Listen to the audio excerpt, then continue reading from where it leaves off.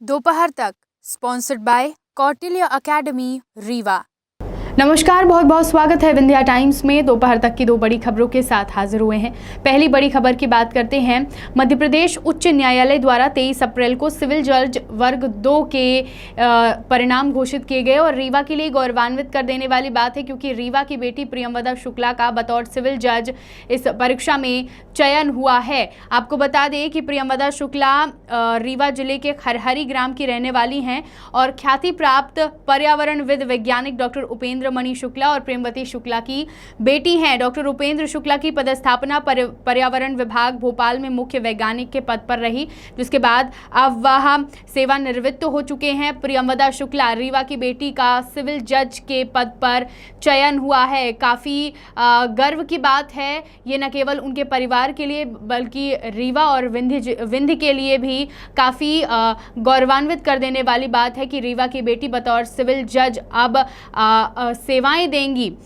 ये 23 अप्रैल को रिजल्ट निकला है और इसके बाद इसमें रीवा की प्रियंवदा शुक्ला का नाम सामने आया है बतौर सिविल जज। बढ़ते हैं दोपहर तक की दूसरी खबर की ओर।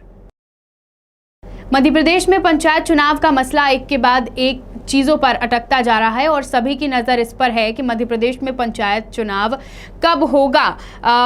एक के बाद एक कई अड़चनों के बाद एक नई अपडेट आई है पंचायत चुनाव से जुड़ी हुई कि पंचायत चुनाव से संबंधित कई काम पूरे हो चुके हैं। नए सिरे से पंचायतों के परिसीमन का काम पूरा हो गया है, जबकि मतदाता सूची भी लगभग तैयार हो गई है। ओबीसी आरक्षण को लेकर ओबीसी मतदाताओं की गिनती का भी काम पूरा हो गया है।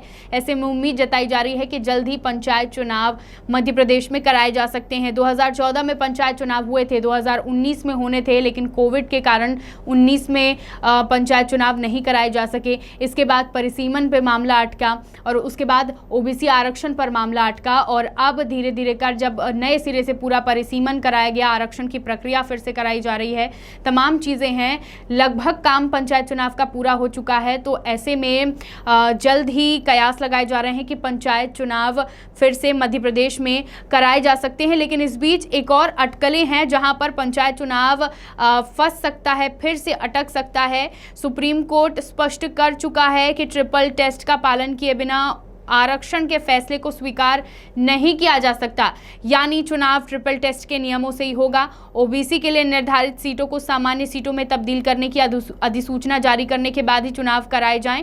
अगर ऐसा होता है तो ओबीसी को 27% आरक्षण नहीं मिल पाएगा, लेकिन सरकार 27% ओबीसी आरक्षण के साथ ही चुनाव कराना चाहती है। ऐसे में इन दोनों मामलों को सुलझाए बिना पंचायत चुनाव होना थोड़ा मुश्किल है, लेकिन बाकी जो कार्य हैं पंचायत चुनाव से जुड़े हुए वो पूरे हो चुके हैं। अब ये मामला ओबीसी आरक्षण में फिर से फंसता है या नहीं, आगे देखना होगा, लेकिन जहां तक है तो पंचायत चुनाव का लगभग रास्ता साफ हो चुका है।